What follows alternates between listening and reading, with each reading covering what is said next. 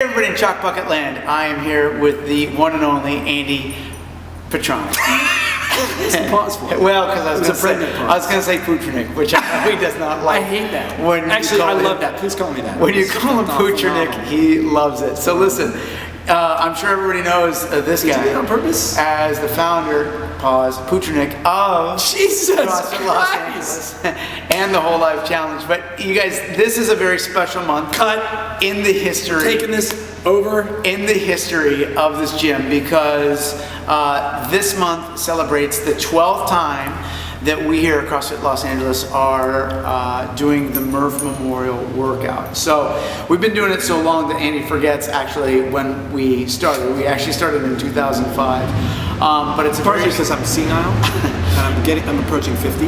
But this is coming up in a few weeks. Truth. So that's true. This is probably the best video that we've ever had. And anytime you get the two of us together, nothing happens. So it's happening right now for your patience. But we are talking about something somewhat historical and serious. So Andy, just if you wouldn't mind, why were you first inspired to do Murph, and then how did it become a tradition for this gym? And of course, CFLA led the path for a lot of other gyms to sort of follow suit. Now thousands of gyms do it all over the country to celebrate Murph. So why don't you tell us about the history of it? You know, it's funny that when Murph the workout Murph, I didn't know anything about Murph, the person.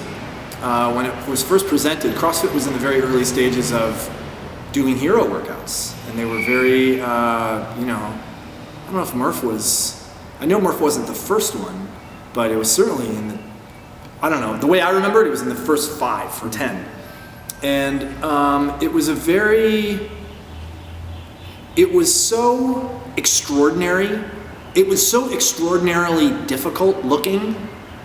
It is extraordinarily difficult, but it was so extraordinarily difficult looking. You know, a lot of CrossFit workouts are simple and they don't look so extraordinarily difficult. You know, Cindy, 5, 10, 15 for 20 minutes, you don't really get how hard it is. But you look at Murph, and right out of the gate, when you see 100 pull-ups after a mile run, you know something's going to happen.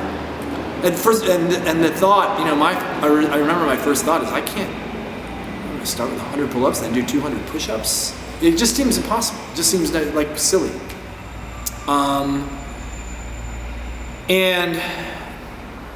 then I remember doing it, and I remember doing it for the first time, and no weight vest.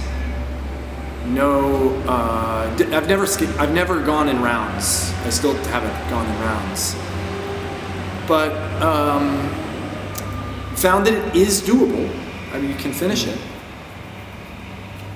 But for me, you know, it represents, and now knowing the story of Murph, I mean, the impact and the profound relatedness to Mike Murphy and his story. I mean, it's just kind of uncanny that workout is what it is, given the story of Michael Murphy.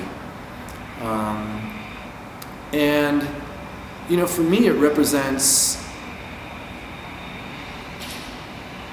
the opportunity we have to go beyond what we think is possible. Go beyond our regular, ordinary means. Because I certainly don't do Murph every day. I don't come close to doing Murph every day. Nor do I want to. Right. And you know, it's funny, I think about it right now. Oh God, Murph is coming up. I need to start training.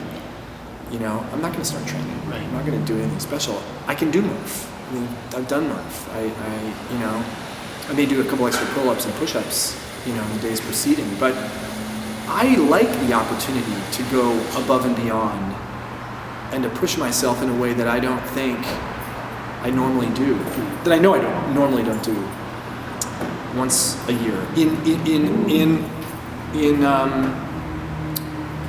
as a practice. It's a practice, you know? I think that's one of the things that I've really appreciated about the tradition of doing that workout here at this gym, is that, like, the context of understanding that for a day, like a lot of our mental toughness workouts, but in particular Murph, more than any other, stands out as a day where we're just doing a workout where it's not about yourself. It's like, it's truly something beyond self. And I think the one thing that I appreciate about what you established here at the gym is that we've always sort of kept that sort of scope and that mindset front and center. Well, it's also a perfect, Memorial Day is a very meaningful day, and I can't think of a better way to honor not just Michael Murphy, but anyone who's given their life for this country. And we don't get an opportunity very often to, I wouldn't say that I feel like death after Murph, but close. Right. Certainly not good. Well, so it's a chance to kind of be introspective, and look, it's a long enough workout where you get a chance to be introspective. Yeah.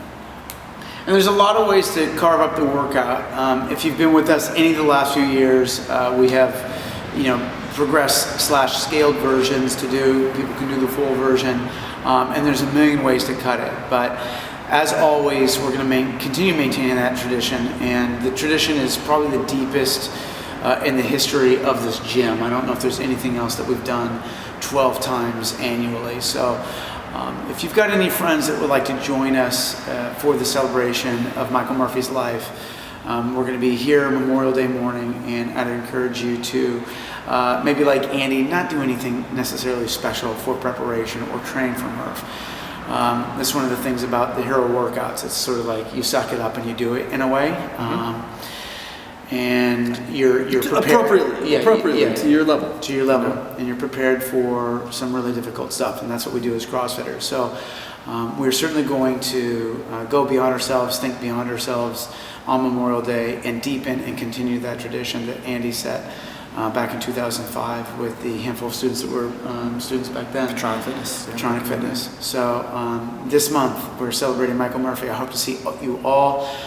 And by all means, bring some friends to celebrate his extraordinary life and his contribution to our country. Love you guys as always. This is Andrew Putrinik, as you can lovingly refer to him. Say goodbye, Bella. And this is the Puppy Bella. See you guys. Peace.